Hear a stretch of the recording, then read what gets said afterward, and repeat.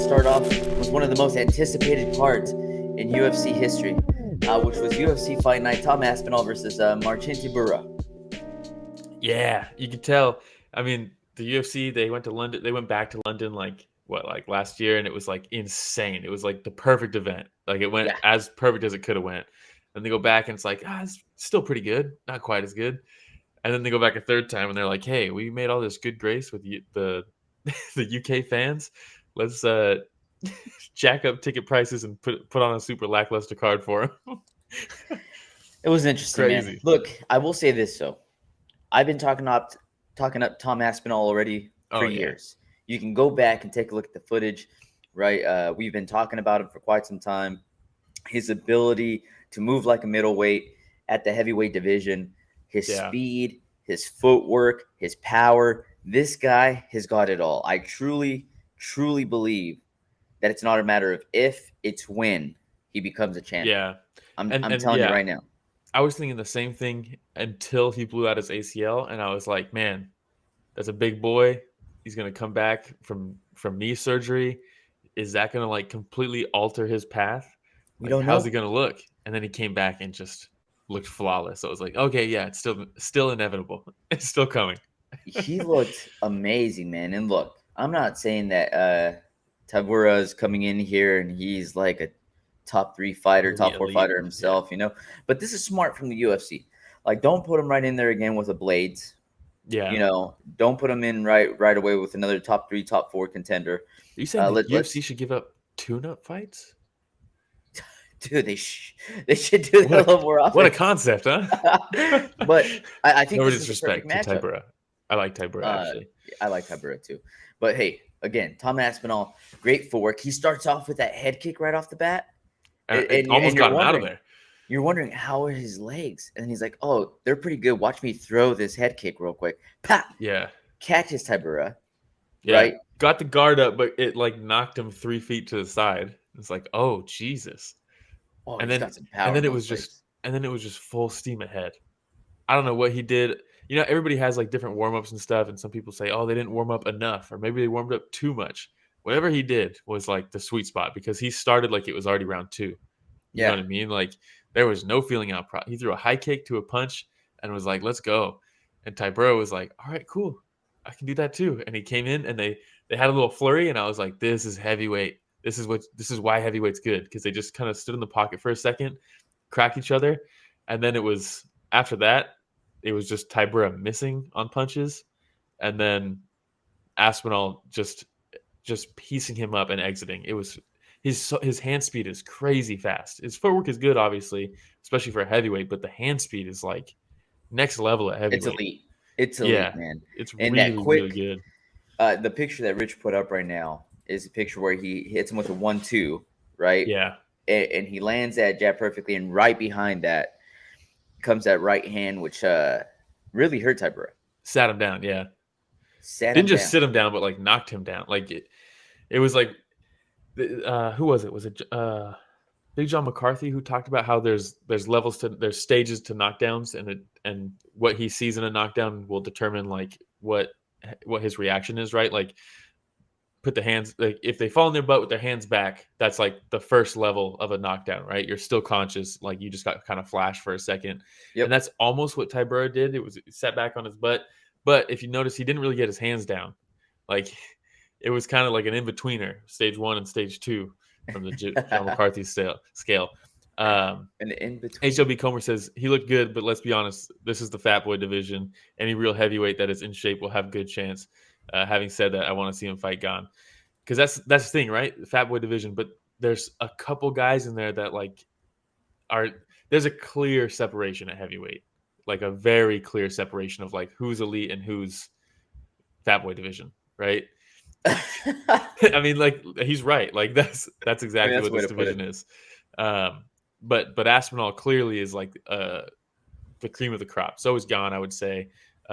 They're like exceptions to the fat boy division. I'll go ahead and say this: I'm not super mad about it, but it was an early stoppage, right? Am I wrong to think that? They showed the replay. None of the punches landed. The follow-up punches, Tybura was kind of just blocking for a second. There was only like 3 or 4 punches before they called it, and it was like Oh, Yeah, all yeah, right. yeah. I Like I still said, I'm think the not ref, mad about it. It's not like the worst because still think the ref kind of did Tybura a favor there. It was gonna be a long night for him, I probably, think. You know. probably. But hey, so like HLB Comer said, right? So we take a look at the top five, though. You have Hmm. Sergey, Cyril Gahn, Stipe Yep. Miocic, Curtis Blades, and Tom Aspinall. Yeah. From there, you got Tai Tuivasa, who's a lot of fun to watch. Very fun. Alexander Volkov, who's on and Who off, just right? keeps, It's yeah, he so just hot keeps and going up and cold. down. Sergey Spivak, Jalton Promising. Almeida. Almeida's climbing, and he'll get there. Almeida's climbing. And then you have Marcin Tybura. So yeah, the competition after five definitely drops off. And there's a Yeah. huge, huge delta between the Yeah. top It's five and the champion, and then the 6 through 10. So it's either way, good showing. And I know we've talked about it before, but when you have a fighter like Aspinall going up against a fighter like Tybura, and you're like, okay, Aspinall should be able to yeah. run through Tybura. Yeah. And so when he does run through him, you're like, okay, perfect. Yeah. He did what he was supposed to do. Whereas Because if back and yeah. forth, he struggles, And you're like, Tybura ooh, like has a good showing. Yeah, yeah, exactly. Exactly. So like even though, put some doubt in your head. yeah, even though he Yeah. won, we expected him to win. He won in the fashion that we expected him to win. He should have won. So, hey, Exactly. props Yeah. to Aspinall either way, especially coming back after that ACL injury. Yeah. Kind of surprising he called out the winner of the Cyril Gahn fight. I guess he still wants another like step. He should have. I think he could have called out. Let's be real. So HLB Comer, we'll talk about it in a second. He said, anybody give any chance to Stipe against the GOAT? That fight's going to happen, and it's looking like both of them are going to retire after that. So there's going to be a vacant title fight.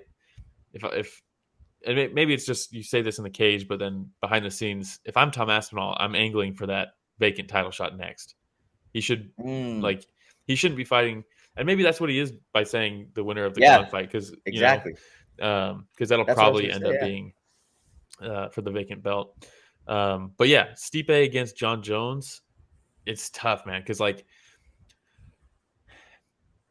he doesn't have much of a shot in my opinion as of right now, but we didn't really get to see a lot of questions answered in the John Jones heavyweight fight, right? Because he just kind of steamrolled through Cyril Gahn pretty quickly. Yeah. But he looked a little like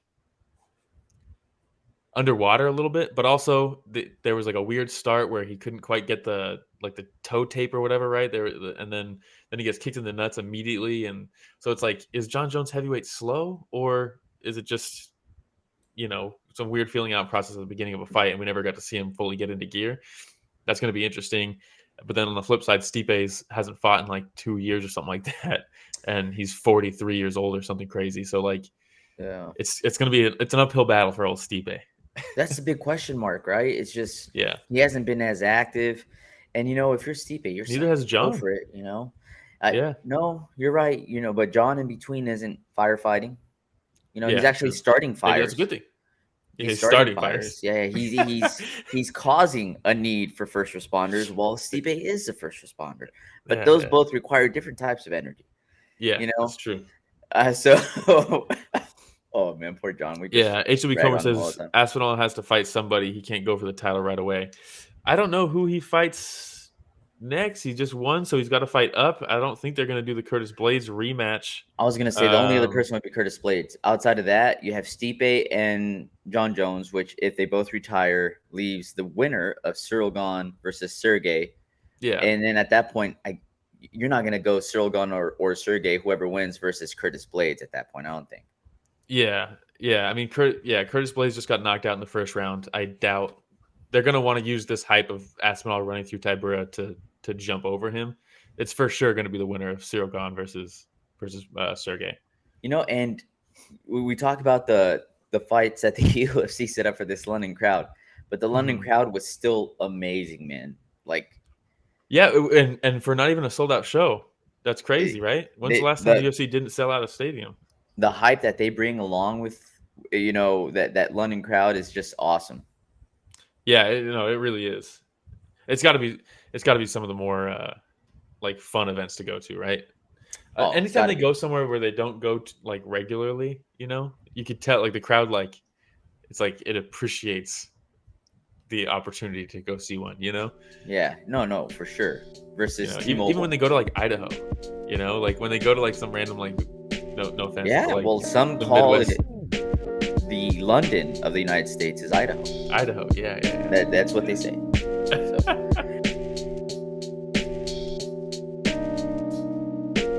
Hey everybody, Romero and Will here. Thank you so much for watching that short clip. It's just a small clip of what we covered this last Sunday. Yeah, if you want to check out the full fight card recap, the link is in the description, and it's going to be on screen at the end here. Don't forget to go back and watch our fighter interviews that we have. And don't forget to tune in live every Sunday morning at 9 a.m. Pacific, 12 p.m. Eastern, and you can join in on the fun. Yeah, don't forget to like, subscribe, hit the notification bell. It goes a long way. All right, everybody, thanks for watching that short clip from Story of the Fight.